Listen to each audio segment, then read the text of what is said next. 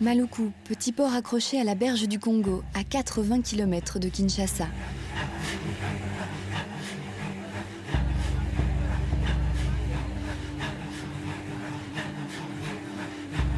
Ici, les gens vivent principalement de la pêche et des arrivages de fruits, rythmés par les caprices du fleuve.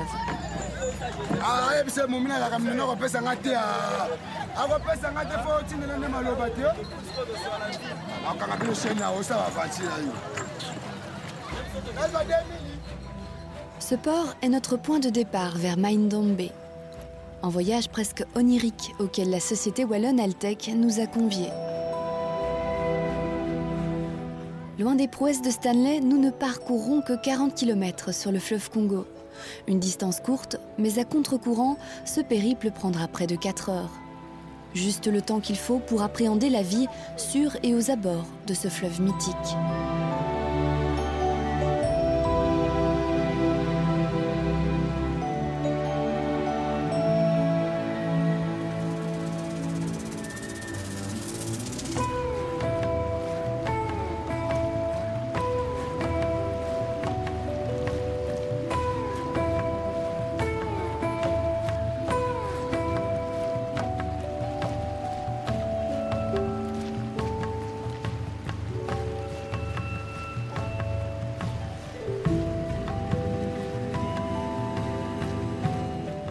Véritable colonne vertébrale du Congo, ce long serpent est l'unique voie de transport et l'unique accès au village de pêcheurs. Tantôt ami, tantôt ennemi, le fleuve offre la nourriture. Mais ici, malgré les apparences, c'est surtout l'eau qui manque. L'OMS estime que 80% des maladies rencontrées dans les pays en voie de développement sont d'origine hydrique et que celles-ci sont responsables de 50% de la mortalité infantile dans le monde. La qualité de l'eau, c'est le combat de la société Altec.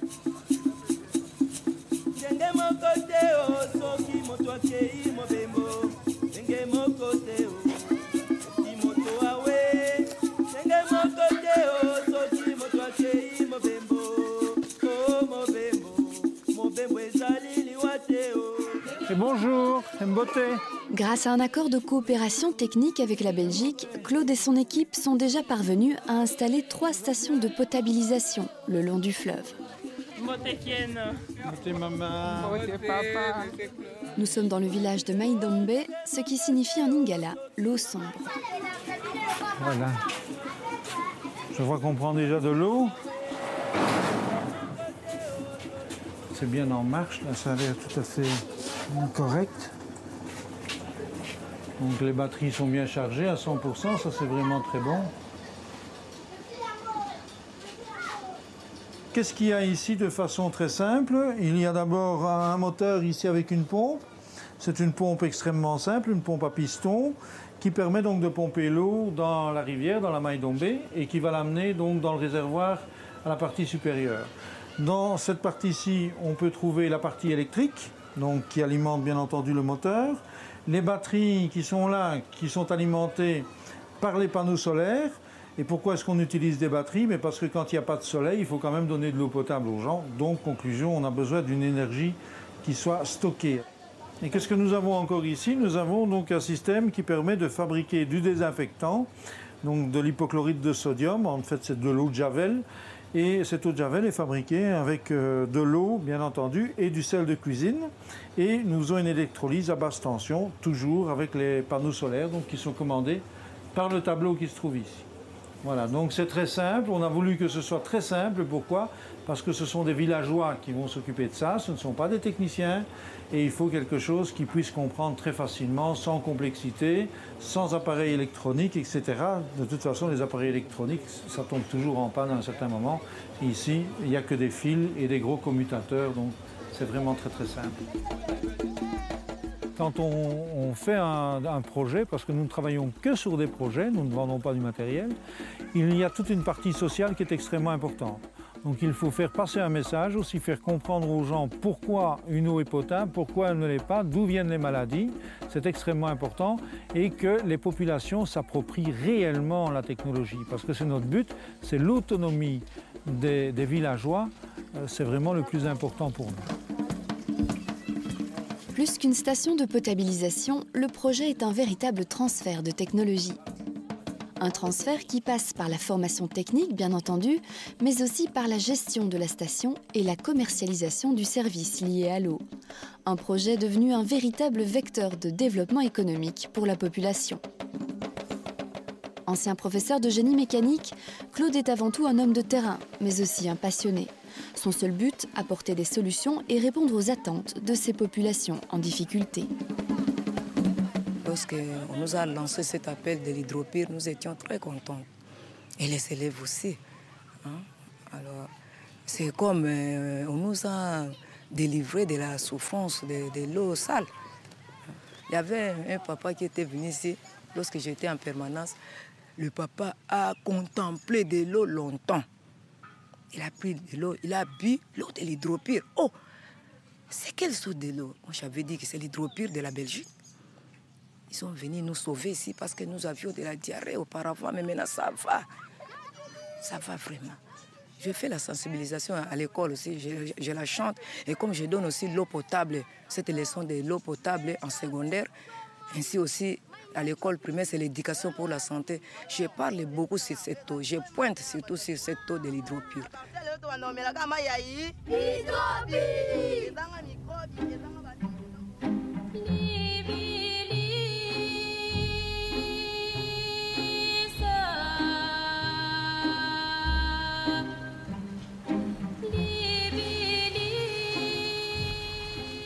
Maidombe, Ingana et Mambutuka, 3 villages de pêcheurs comme sauvés des eaux. Lors de notre voyage au fil du fleuve, une escale imprévue, le village de Maimpembe. Ici, pas encore de station. Les villageois ont entendu parler de l'hydropure. Claude choisit de s'y arrêter pour prendre connaissance de la situation sanitaire. C'est ça qu'il a expliqué. C'est les sources qu'ils ont aménagées là. Il y a combien d'habitants ici qu'il faudrait qu'ils nous disent, parce que je vois 250 habitants. Et donc tous les gens viennent chercher de l'eau avec ça, avec les petits bidons. C'est loin d'ici? Non.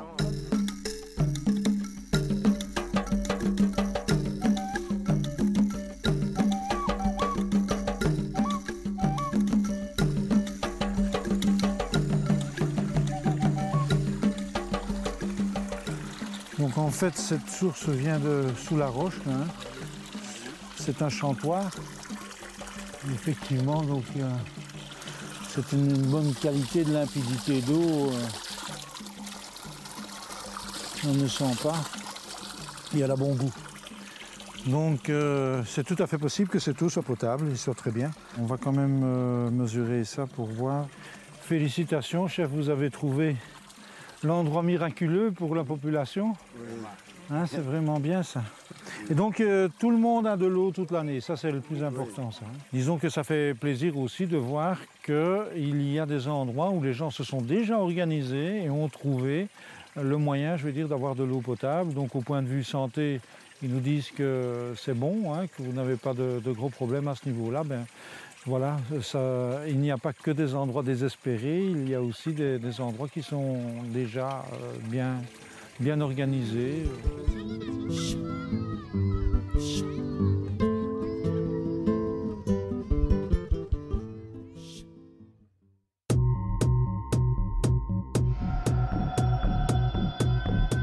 Au cœur de la bouillonnante capitale, Kinshasa, les soucis liés à l'eau sont différents.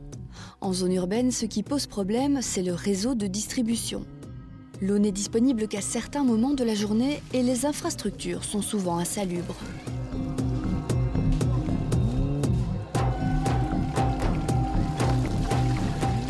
C'est pour éviter à ces enfants de tomber malades ou encore de perdre du temps à la corvée d'eau que l'école de Lisala a été choisie pour accueillir sa propre station. Les enfants souffraient, ils venaient avec l'eau à partir de la maison. Et l'eau, ça sort seulement la nuit. Vers 0h, 23h, l'eau pouvait sortir à la maison. Ici à Kasavubu, il n'y a pas, la régie des eaux ne fonctionne pas. Lorsque l'hydropure avait commencé à fonctionner, maintenant ça va, les enfants sont très contents. Même nous de la direction, même les enseignants, nous sommes très contents de l'hydropure.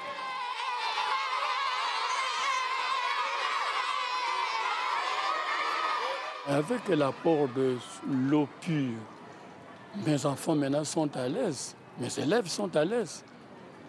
Quand ils ont besoin de boire, eh bien, pendant la récréation, ils viennent boire de l'eau là-bas, il n'y a pas de problème. Il y a même ceux qui viennent avec quelques bidons et ils prennent de l'eau pour amener à la maison. Alors, les gens aussi de la population environnante, ils viennent aussi puiser de l'eau, mais comme vous savez, il faut maintenir la situation.